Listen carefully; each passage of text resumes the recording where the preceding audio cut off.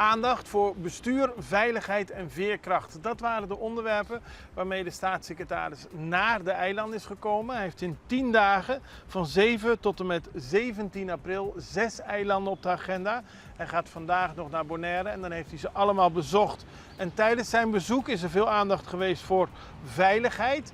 Op de ABC-eilanden is dat vooral gelieerd aan de situatie met Venezuela. Sint Maarten heeft bijvoorbeeld meer te maken met mogelijke ontwikkelingen in Cuba, maar ook de orkanen. En zo zijn er van alle eilanden verschillen.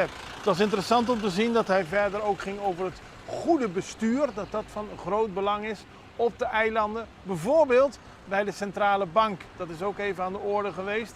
Curaçao en Sint Maarten hebben nogal wat onvriendelijkheden uitgewisseld met elkaar daarover. Maar de staatssecretaris benadrukte, er mag dan misschien nu verschil van mening zijn.